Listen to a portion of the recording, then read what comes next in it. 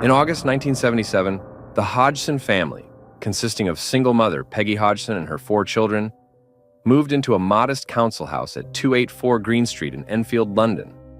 Peggy, a hard-working woman struggling to provide for her family, hoped for a fresh start. However, within days of settling in, strange disturbances began. Small at first, but growing into something terrifying. What started as unexplained knocking sounds escalated into furniture moving on its own, objects flying across rooms, and, most disturbingly, 11-year-old Janet Hodgson appearing to be the center of it all. The story of the Enfield Poltergeist would go on to become one of the most documented and controversial paranormal cases in history, drawing in paranormal investigators, skeptics, and even the media. The first signs. It began one quiet evening when Peggy heard a loud thud from the bedroom where Janet and her younger brother Johnny slept. Rushing upstairs, she found them cowering under their blankets. "The dresser moved on its own," Janet whispered, her voice trembling. Peggy dismissed it as childish imagination and pushed the dresser back. But the moment she turned away, it slid forward again, this time with a force that sent Peggy stumbling backward. A chill ran down her spine. She grabbed the children and rushed to the neighbor's house. Vic and Peggy Nottingham, their neighbors, agreed to check the house.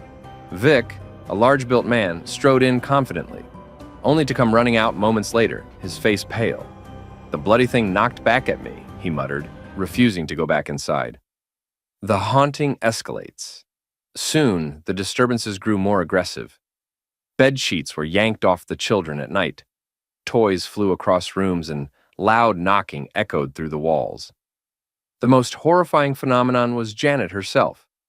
She would wake up screaming, her body levitating above the bed. Sometimes she spoke in a deep, guttural voice that wasn't her own. "I am Bill," the voice once growled. "This is my house." Peggy, terrified, called the police. An officer arrived and personally witnessed a chair slide across the floor. Yet, as she noted in her report, no human force seemed to be involved. Media attention and paranormal investigators. As word spread, the Daily Mirror sent journalists to investigate. They too experienced the phenomena firsthand, one even getting hit by a flying Lego brick.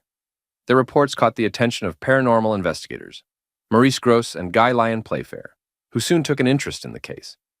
Maurice, a member of the Society for Psychical Research, set up cameras and audio recorders throughout the house. Over several weeks, they captured chilling evidence: Janet levitating and being thrown across the room, furniture moving on its own, strange voices coming from Janet, speaking in Old English dialects, objects disappearing and reappearing in impossible places. One recording captured Janet's deep, demonic voice saying, "I was once a man, I died here, and now I will never leave." Even skeptics struggled to explain how an 11-year-old girl could produce such a voice without damaging her vocal cords. Skepticism and controversy. Despite overwhelming evidence, some accused the Hodgsons of faking the events. A few incidents seemed suspicious, like Janet being caught bending spoons or throwing objects. However, both Gross and Playfair believed the activity was too consistent and violent to be a hoax. Even skeptic magician James Randi admitted that, while some parts could have been staged, other aspects of the case defied explanation. The possession. As weeks turned into months, Janet's condition worsened. She would convulse violently, her eyes rolling back. At times, the strange voice spoke through her for hours.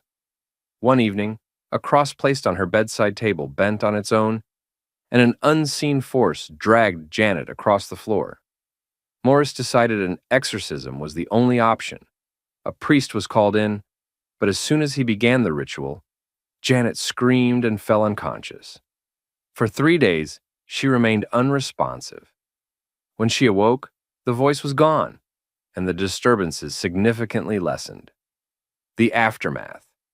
By 1979, the haunting had mostly ceased. Janet, exhausted and traumatized, slowly returned to normal life. She later revealed that, while some events were exaggerated, Many of the horrors were real. Years later, Janet admitted, "It stayed with me. Even now, I sometimes feel it watching me." The house still stands today. Though new residents report no supernatural activity, visitors often claim to feel an unsettling presence, as if something unseen still lingers within its walls. On November 13th, 1974, the DeFeo family was brutally murdered in their home at 112 Ocean Avenue, Amityville, New York. Ronald DeFeo Jr., the eldest son, shot and killed his parents and 4 siblings as they slept. His explanation? Voices told me to do it. 1 year later, George and Kathy Lutz, along with their 3 children, moved into the same house, believing they had found their dream home. They lasted only 28 days before fleeing in terror. What happened inside that house remains one of the most disturbing paranormal cases ever documented. The first signs of horror. The Lutz family moved in on December 18th, 1975. The house, a Dutch colonial with large windows and a boathouse, seemed perfect. But on their first night, the atmosphere felt oppressive. The family dog, Harry, refused to enter the house, barking and growling at something unseen.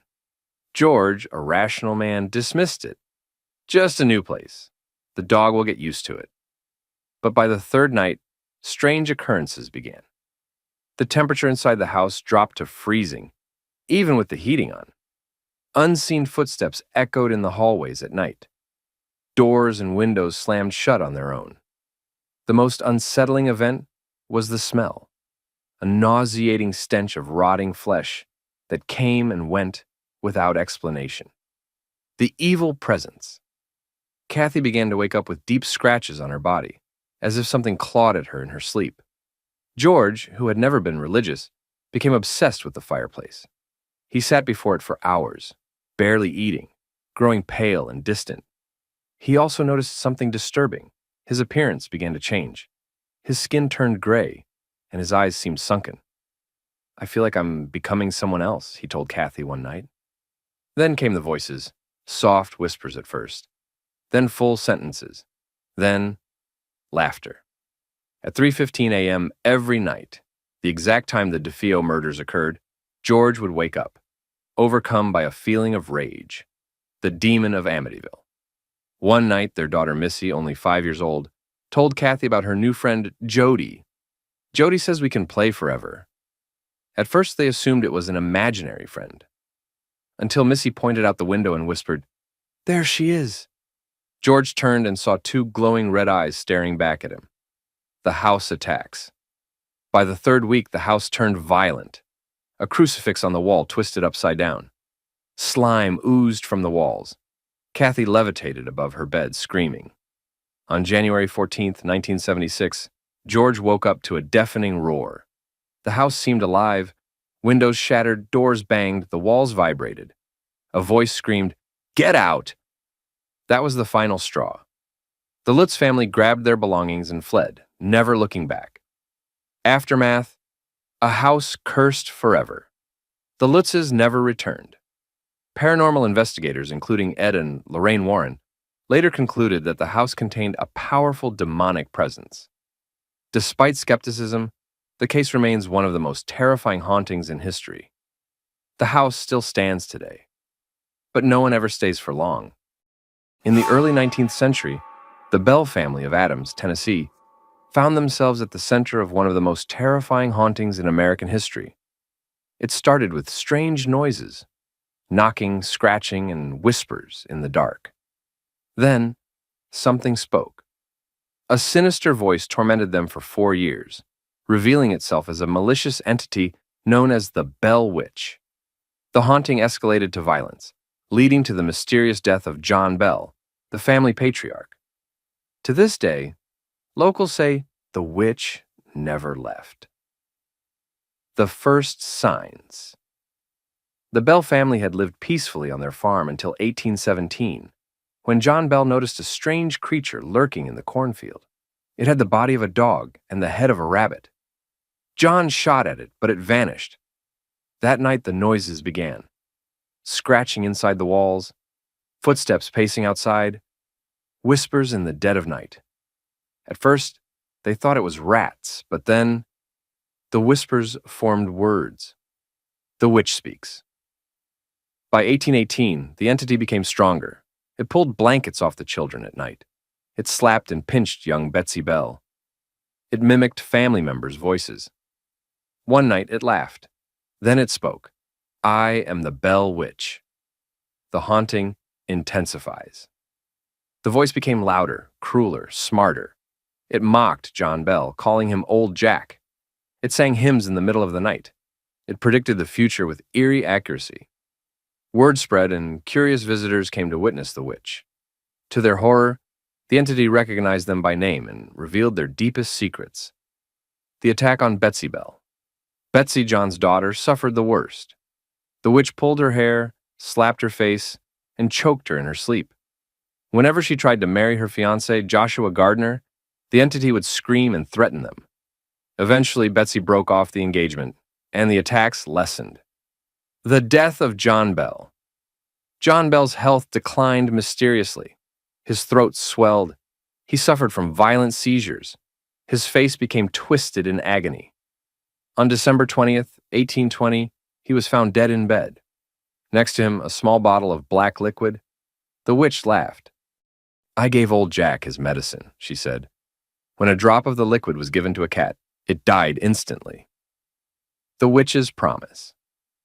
After John's death, the entity grew quieter, eventually leaving in 1821. But before vanishing, it made a promise. I will return in 107 years. In 1935, eerie events resumed in Adams, Tennessee. Even today, the area around the Bell Witch Cave is said to be cursed. In 1974, the Smurl family moved into a duplex in West Pittston, Pennsylvania, hoping for a fresh start. What they found instead was a nightmare. For over 15 years, they were tormented by an unseen force, one that whispered in the dark, moved objects, and physically attacked them. It wasn't just a ghost. It was something darker, something evil. The first signs of terror. Jack and Janet Smurl were an ordinary couple, raising their 4 daughters in their new home. The first strange occurrences were minor. A foul smell filled the house like rotting meat. Furniture moved on its own. Their dog whimpered, refusing to enter certain rooms. Then, things escalated. The TV exploded into static, even when unplugged. Deep scratches appeared on walls overnight. The house was always freezing, even in summer. By 1977, the Smurls lived in fear. The demon reveals. Itself at night, whispers echoed through the walls. Soft at first, then louder, then growling. Janet saw dark shadows moving in the hallway. Jack heard guttural voices saying his name. One night, while Janet folded laundry, she felt a presence behind her. Then, a hand grabbed her neck. She gasped for air, feeling ice-cold fingers tighten around her throat.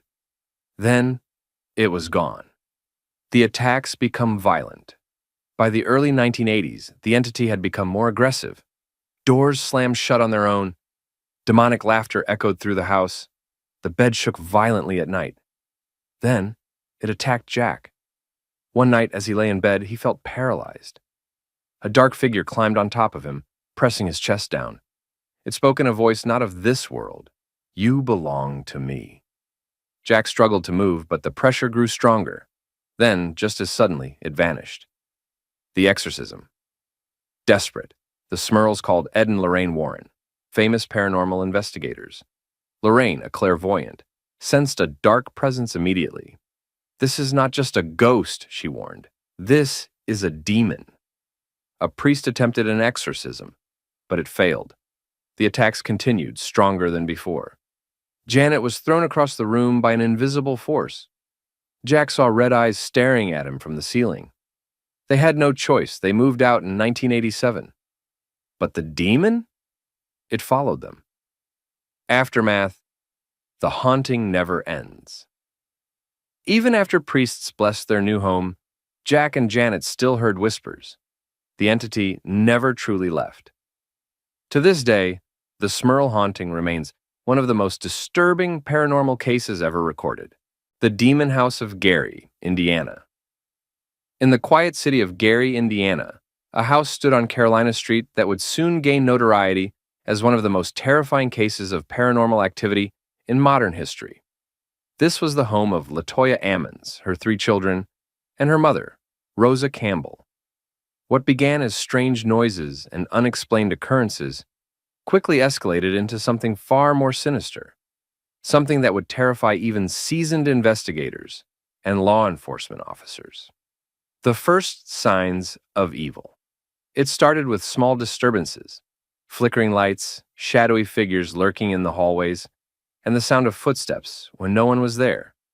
At first, the family dismissed these occurrences as tricks of the mind.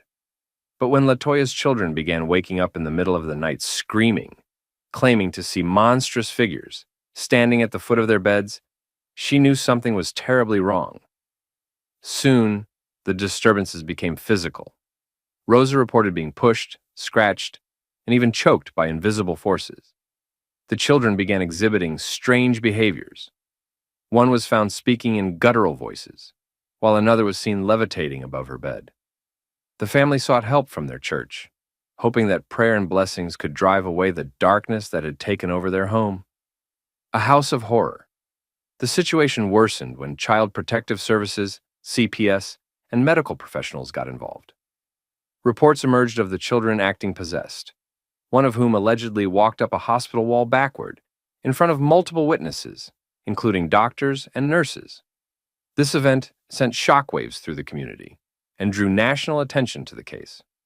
Latoya and her family reached out to Father Michael Maginot, a local priest experienced in exorcisms. When he arrived at the house, he immediately sensed an overwhelming, malevolent presence. He performed a series of exorcisms on Latoya, which were documented and carried out with official approval from the Catholic Church. The investigation. The police, intrigued and disturbed by the claims, conducted their own investigation. They took photographs of the home, capturing eerie, shadowy figures that appeared even when the house was empty.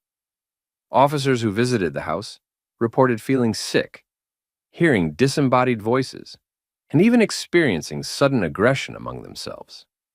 One officer, skeptical at first, left the house only to find himself plagued by nightmares and strange occurrences in his own home. A seasoned detective reported feeling as though something had followed him out of the house, making him physically ill for days. The aftermath.